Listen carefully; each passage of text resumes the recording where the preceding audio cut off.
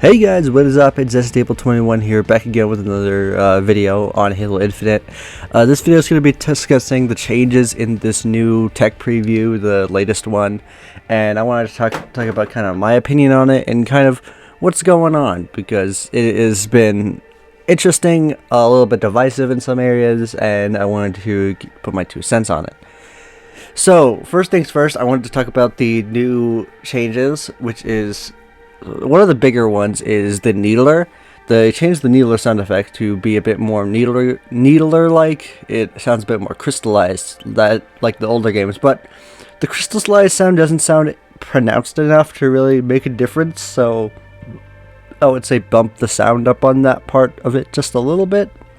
And also the Super Combine Explosion is a bit lacking, but it is an improvement. I will tell you that is a pretty big improvement over it sounded like basically a plasma rifle. The next thing I wanted to talk about is, of course, BXB. Oh boy, they added BXB and BYB by accident.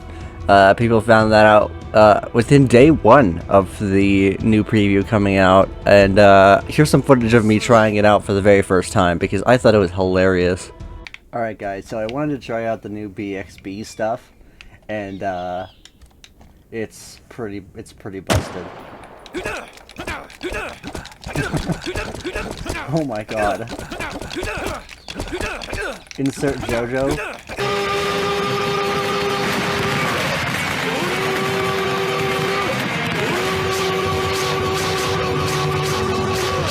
So yeah, what are my thoughts on this?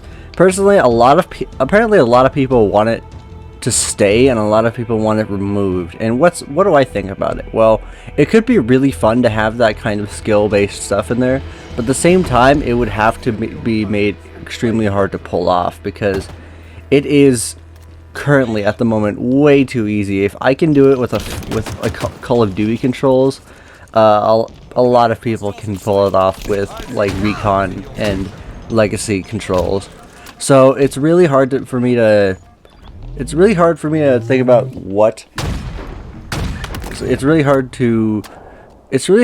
to decide whether or not I want it to stay, because it should be, if it is going to stay, it would have to be a lot harder to pull off, and it shouldn't be as easy as it is now, because melee is already very strong with the melee lunge range, and it makes it absolutely busted, as you can see in my gameplay. You can do it so fast if you get it going, and it's just ridiculous. So either nerf it a bunch and make it super hard to pull off but really cool, or just get rid of it, because in its current state it can't stay in the game. It is very busted right now, because I saw fucking literally everyone using it yesterday while I was playing, and it was just ridiculous, man.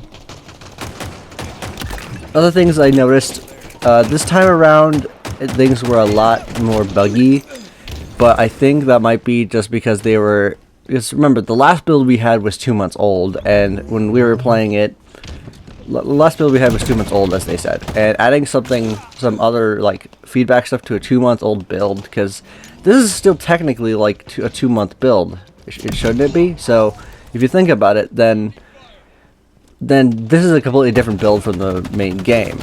And if you think about that, adding current feedback to a 2-month-old build is kind of hard to pull off, considering it's probably not going to go over very well in terms of technical issues. So I would assume that's why it was buggy, but maybe that's just me. But a lot of this was definitely a buggier launch, but it was still fun. I mean, as you can see in this game, I was enjoying myself quite a bit. I mean, I couldn't fucking help it. I love this shit. It's so much fun. Halo Infinite, you can't go wrong with it, man. It's a good game. It's really fun, but it does require a lot of skill. And another big thing that I had issue with was skill-based matchmaking. Oh boy, oh boy, oh boy, oh boy. Call of Duty fans hate this one. Skill-based matchmaking is in effect in Halo Infinite, and I don't know how to feel about that, because when I was grinding the first few challenges, I was doing it against bots so I could get them done really easily.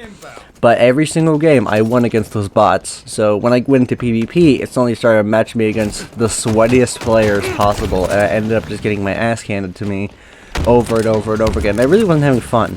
And it got a lot better afterwards, but like in this game here, this game went way better than the other ones because it was like a much later experience. But after I jumped into PvP, it was pretty bad. It was quite bad, but it's better now. You just gotta make sure not to play too much against bots, because then you will get fucked in the matchmaking, because for some reason it still seems to like note that, even though it's not actually PvP, which is odd. In terms of balance, I think the new shock rifle is interesting. It's very useful for taking out vehicles.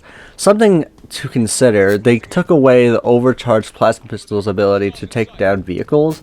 And I believe that is because of the shock rifle and the shock grenades existing. Because having those count, and the skewer as well. The skewer, the shock mines, and the shock grenades, and the shock rifle are all very effective counters against vehicles. And having too many counters against vehicles on one map, like all three of those things are on Behemoth, the new map.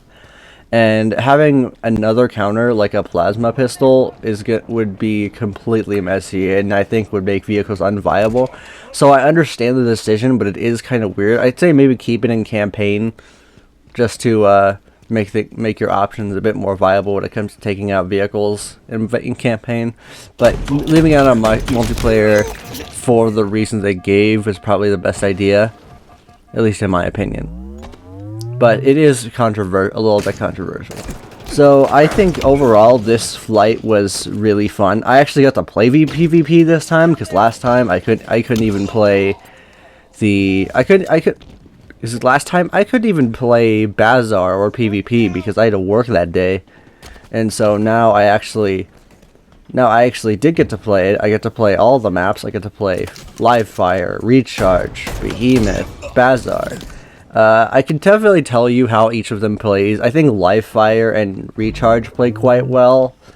Bazaar I actually don't think plays quite well. I think it has too much openness in the middle for it to play well as a Slayer map. I think in objective game modes it's a lot more fun, but in Slayer it does not play well because you just get absolutely blasted. But maybe that's just skill-based matchmaking. And the Behemoth, I haven't played it too much since it just came out today, but what I did play of it was quite fun. The vehicles played quite well. It's good. It's good. I do like it. It definitely works. So anyways guys, I hope you did enjoy this video, and if you did like it, please leave a like and subscribe if you want more, as I plan on making a lot more videos in the future. And I hope you enjoyed, and I'll see you guys in the next one. Peace.